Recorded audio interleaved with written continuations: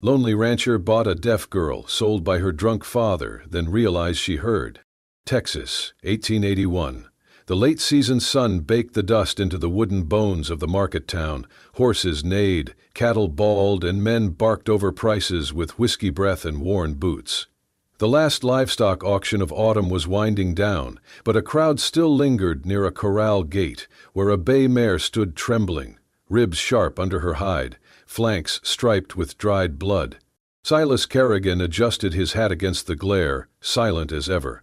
35, a man shaped by land and silence, he rarely came to town unless it was for supplies or horses. He had spotted the mare earlier that morning and circled back now as bidding thinned. His boot heels thudded against packed clay as he approached. That was when he noticed her. A girl, no more than 19, stood just behind the corral, hair matted to her face, dress torn at the hem. Her bare feet were chalked with dust. She did not speak, did not cry. Her eyes wandered, unfocused, as if following something no one else could see. Standing beside her was a man with a bottle in one hand and a rope in the other. The rope tied, not to an animal, but to her wrist. "Got a dumb one here," the drunk hollered to no one in particular. "Came out of my first wife, I think. She don't talk, don't hear neither, but she cleans, cooks, don't sass. Cheap." A few men chuckled darkly. One spat on the ground. Silas turned away. He did not want this. He had come for a horse. But then he felt it. Not a voice, not a cry, just a glance. The girl was watching him. No desperation in her face, no pleading in her body. Just a look, clear, still, fixed on his face. And in that look was something he had not seen in a long time. Understanding. Or maybe a mirror of his own aloneness. The drunk stumbled closer. You got coin. Want the horse? She comes with it. I ain't dragging her back, not worth the dust on her toes." Silas hesitated. The mare pawed at the ground, blowing froth through her nostrils. The girl's gaze did not move. He turned back, looked the drunk in the eye. "I'll take both." The laughter from the nearby men was instant and crude. "You buying livestock or starting a harem, Silas?" one called out. Silas did not answer. He counted coins into the man's hand. Enough for a horse, not enough for a soul. The man yanked the rope toward him, but the girl flinched, stepping behind Silas instinctively. "She yours now," the drunk slurred. "Don't say I didn't warn you. Ain't worth feedin'." Silas untied the rope, tossed it back. He guided the mare out of the pen, the girl walking behind with soft, deliberate steps. She held nothing but the thin shawl draped over her shoulders. When they reached his wagon, she stopped, waited, still silent. He opened the back and motioned for her to climb in. She did, folding herself into the corner like someone used to being invisible. As he climbed up to the driver's bench, he felt the faintest tug on his coat. He looked down. Her fingers, small, calloused, had brushed his sleeve, just once. She did not look at him now. Her gaze rested on the distant hills. But in that single touch, he felt it. She had not thanked him, had not begged, but she had chosen in that moment to trust him. Silas Kerrigan, who spoke more with horses than men, who lived alone on 200 acres of red Texas clay, with fences for company and scars he never named. And now, a girl who could not hear. A girl who might understand, more than anyone had ever guessed. He snapped the reins. The wagon creaked forward, wheels crunching over the hard-pan road out of town. Behind him, the girl sat curled beneath a blanket, face turned to the wind. She never looked back. Neither did he. The wagon rolled through dusk and dust, winding between low hills and scattered mesquite until the fields widened and the sky opened into Texas emptiness.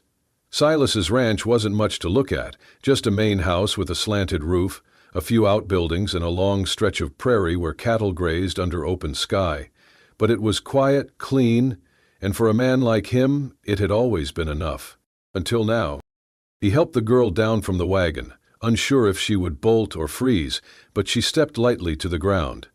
Her eyes swept the land, not frightened, just watchful, as if cataloging everything without asking permission. Inside the kitchen, Silas stoked the fire and pointed to the kettle. She nodded and moved toward it without hesitation, finding the tin cups and ladle like someone who'd always belonged near fire and hunger. Still, she hadn't made a sound. After supper, he handed her a piece of chalk from the cabinet and tapped the wooden door frame beside the table. "Name," he said, slowly. She looked at him for a long moment, then crouched beside the frame. With careful fingers, she scrawled a single name in soft, slanted letters. "Emmeline?"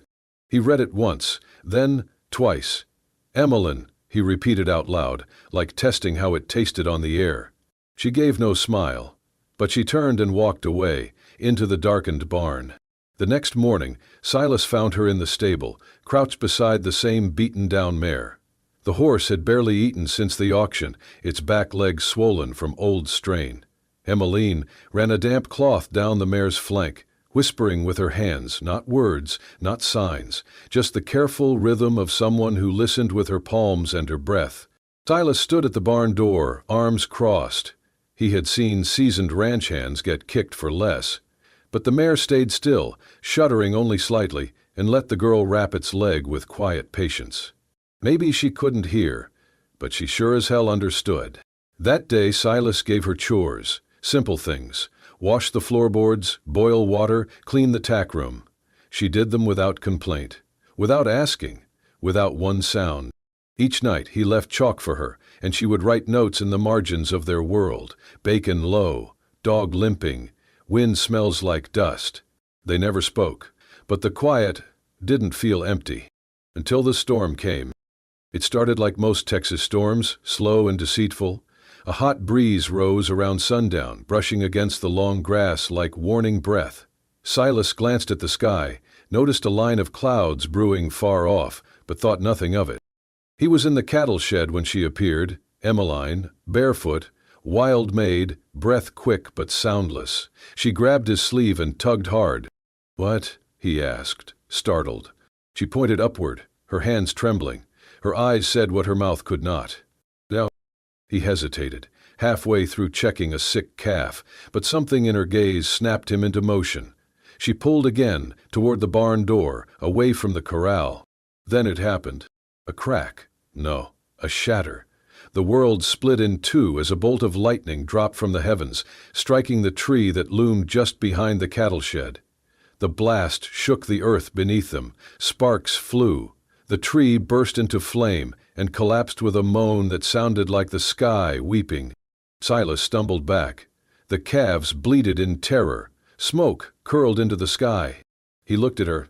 Emmeline stood frozen just outside the doorway, her face lit by the flickering fire, eyes steady, chest rising fast. She had known. Not guessed, not sensed after the wind rose. She had known. Before thunder.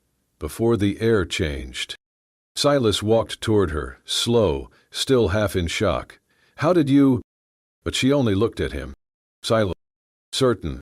That night, after the fire was doused and the animals calmed, he sat beside her at the kitchen table.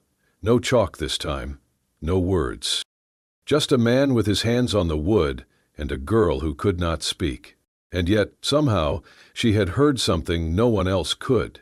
Not thunder, not wind, but the warning inside the world.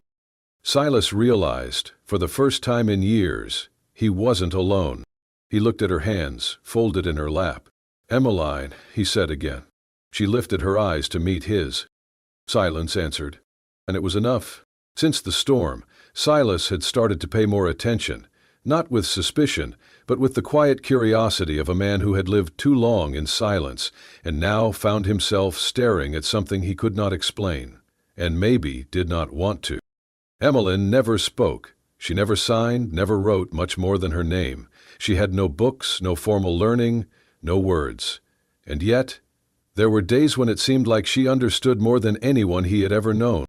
One morning, when the head cow stood alone in the pasture, not eating, Silas chalked it up to the cold. He made a note to watch her. But Emmeline, she moved without hesitation. She brought straw to the birthing stall, drew water with mint leaves from the well, and stood beside the cow, stroking her belly in slow, measured circles. By sunset, the cow was in labor. She had known. Somehow she had known. Silas said nothing, but he watched her. That night he could not sleep. The next day he tried again. He came back from town with tension in his shoulders, the weight of old history heavy on his back. The sheriff had spoken in half-truths and warnings about claims on the land. Whispers that his father had taken more than was rightfully his during the war. Bloodshed, relocation, guilt. None of it was new, but it never stopped stinging. He did not speak a word of it to Emmeline, but when he sat on the front step, staring out into the falling dusk, she came and stood beside him. She did not speak. She simply placed her hand on his shoulder, light as a breeze, steady as breath. After a long moment, Silas muttered, "How did you know? That I feel shame over this land, shame about what my father did to keep it." Emmeline's dark eyes searched his. Then, slowly, she lifted her hand and placed it on his chest, right over his heart. After that, she turned and walked toward the old oak tree where his father's grave rested, silent under the Texas sky. She had never read the stone, never asked questions, and yet she knew. That night, Silas tossed in bed, sweating through a dream of cannon fire and scorched hills. His father's voice came through the smoke, rough, proud, trembling. "I gave you the land, Silas, and I gave you the blood on it." Silas woke with a start, his breath loud in the stillness. And then he saw her. Emmeline sat in a chair by the hearth. She had lit a single candle. In the flickering light, her profile looked carved from shadow and grace. On the table beside the candle was a blue handkerchief, faded, trimmed with hand-stitched lace. His mother's. Silas had not seen it in 10 years. It had been locked away in a cedar chest, no one else touched. He sat up. "How?" Emmeline didn't look at him. She rose without a sound and walked to the door. She didn't need to explain. He had heard something no one else could. Not words, not memories, but pain, grief, the silent weight of guilt pressed between ribs, the aching sound of a man's heart breaking when he was too proud to let it be heard. And in her quiet she answered. She heard. And for the first time in Silas's life, he feared not for his land, nor his legacy, nor even his soul. He feared losing the one person who knew what he felt before he ever said a word. The first whisper came from the blacksmith's wife. "She stares too long at the cattle," she said, folding breadcloths under the porch, voice low but sharp as wire, like she knows which one will fall next. By the end of the week, it was the preacher's son who added more wood to the fire. "She touched our goat," he told a circle of curious ears, "and 2 days later it gave birth too early. That ain't natural." No one had ever heard Emmeline speak, and the fewer words she gave, the more the town seemed eager to fill the silence for her, with fear. At the general store, a woman pulled her child behind her when Emmeline walked by, even though she only came to fetch flour. At the post, someone spat near her feet. Most days, she kept her head down. She never flinched. But Silas saw the way her fingers curled tighter around the basket in her arms, and how her footsteps became quieter, as if trying to disappear from ground that refused to forget. He did not speak of it to her, and she never asked why the world could not stand to see quiet kindness. But one afternoon, when a ranch hand's boy came down with a burning fever, red-faced and seizing in his sleep, it was not the doctor who came. It was Emily. She moved softly into the barn where the child lay. She did not ask permission. She merely knelt beside the cot, placed a hand on the boy's chest, then his forehead, and closed her eyes. When she opened them again, she walked outside, cut 3 types of herbs from Silas's drying wall, lavender, feverfew, and rabbit tobacco, and returned with a hot cloth. The boy drank the steeped leaves in silence. By sunrise he was sitting up, hungry again. His mother wept, held Emmeline's hand with trembling thanks. But the next day she could be heard whispering at the well. She did not ask what the boy's symptoms were. How did she know? How did she know? The fear was no longer quiet. 3 days later they came with torches, not lit, but carried like promises. 8 men and women, boots kicking up dust, stood at the gate of Silas's ranch.